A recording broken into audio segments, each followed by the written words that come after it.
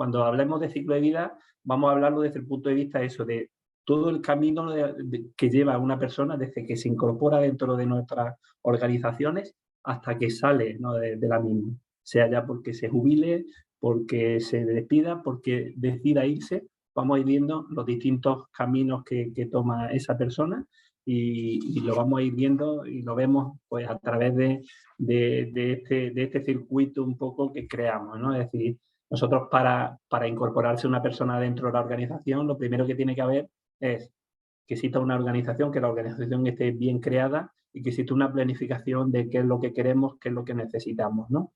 En base a eso, pues ya podemos atraerlos, pues dependiendo de los distintos paquetes de beneficios que tengamos para que se incorporen con nosotros.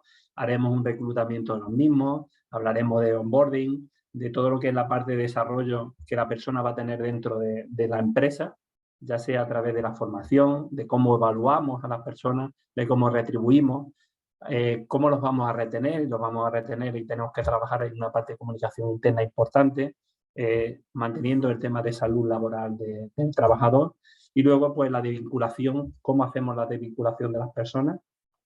Nosotros trabajamos mucho, sobre todo cuando son salidas, porque el trabajador lo decida, porque pues hacemos la entrevista de salida y comentaremos al final también, o con el tema del feedback de otros miembros del equipo en los que haya participado a la persona, ¿no? Pero sobre todo empezamos con la parte de organizar todo esto. Y antes de comenzar este recorrido, sí vuelvo a insistir en algo que he comentado desde el principio, y es algo que sí tenéis que tener mucho en cuenta.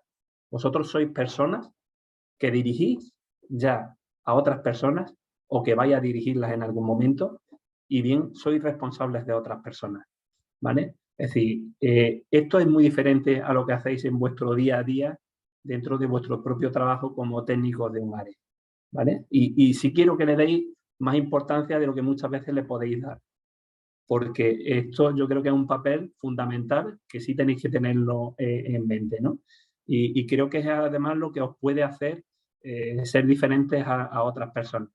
Muchas veces todos cometemos, no sé, creo que el error en algún momento, y si vosotros el día de mañana os tienen que decir, bueno, ¿a quién dejaríais vosotros en mi lugar?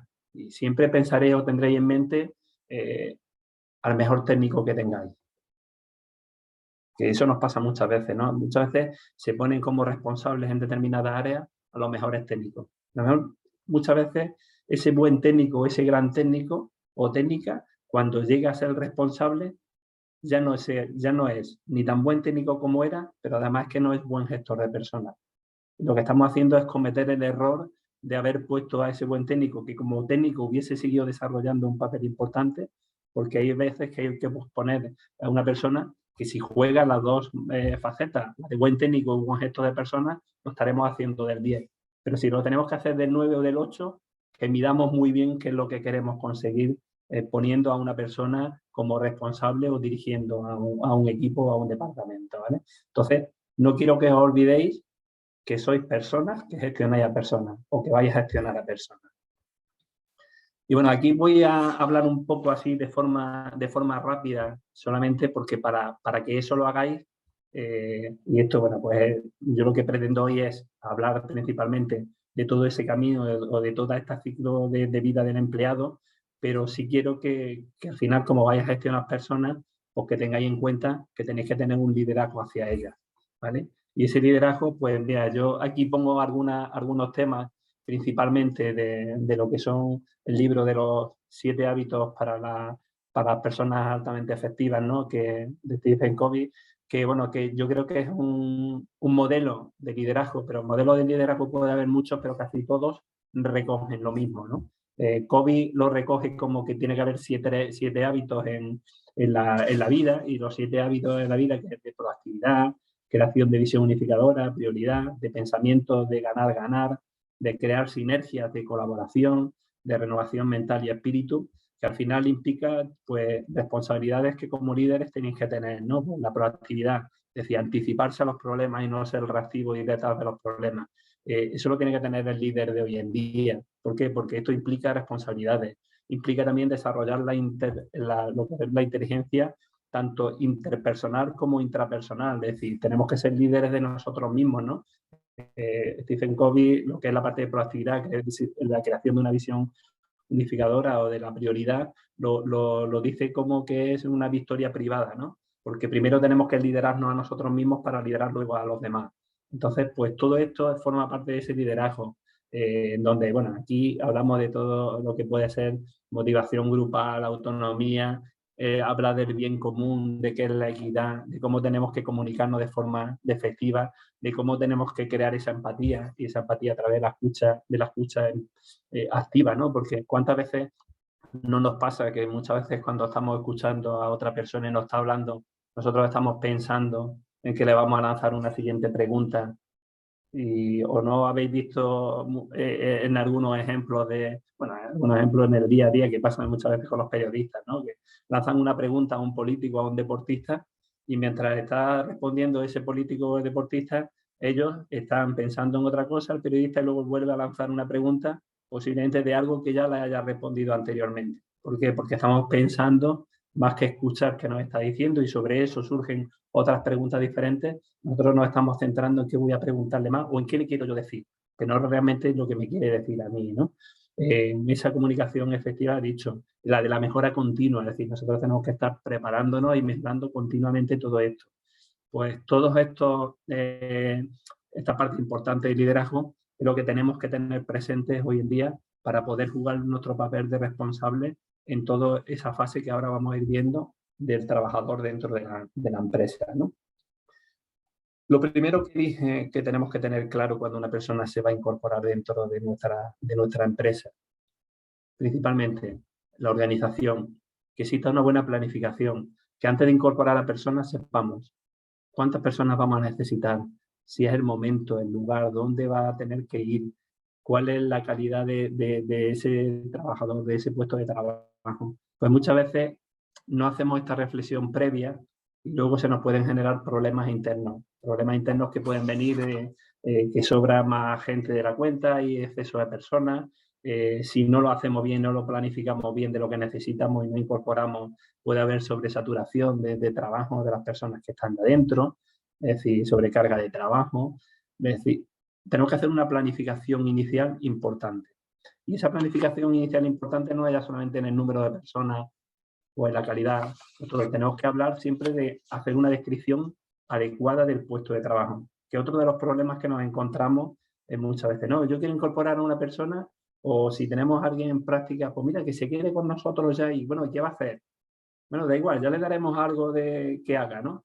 No, tenemos que planificar muy bien qué puesto de trabajo va a realizar, que tenga sus responsabilidades claras, que tenga las funciones del puesto claras.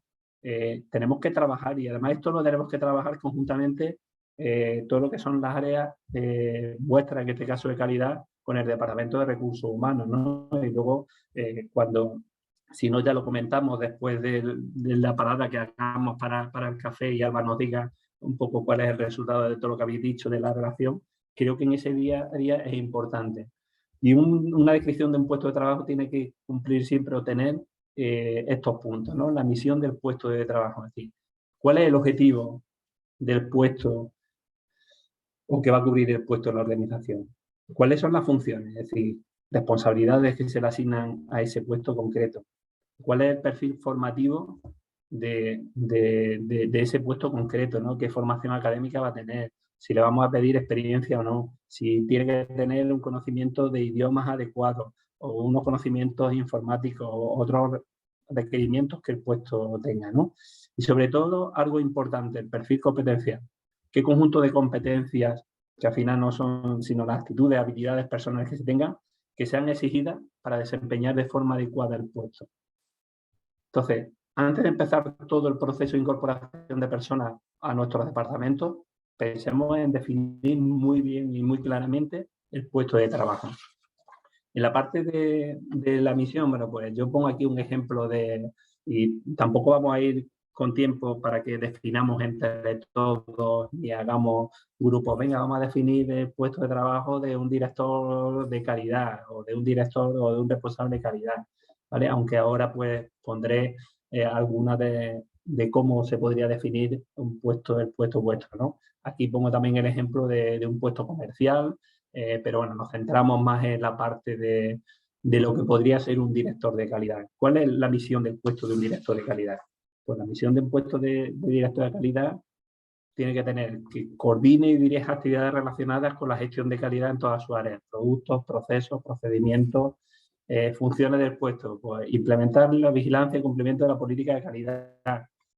Bueno, pues esta información la tenemos que tener clara. Decimos, si lo trabajamos conjuntamente, en algunas empresas no tiene que estar definida de la misma manera. Yo creo que todas las empresas no podemos definir los puestos de trabajo de la misma manera, porque a lo mejor hay algún punto que nosotros pues lo hacemos de forma diferente a como lo hace la empresa vecina, ¿no? Es decir, que totalmente distinto, o porque nosotros requerimos un perfil que en vez de ser de un grado en química, física o de tecnología de los alimentos, pues queremos que sea un grado de veterinaria, porque tenemos una importancia especial de ese puesto respecto a otro tema concreto, ¿no? Pero sí muy importante que lo definamos bien, ¿no? Creo que esto es un ejemplo, pero que siempre puede ser amoldable a todo.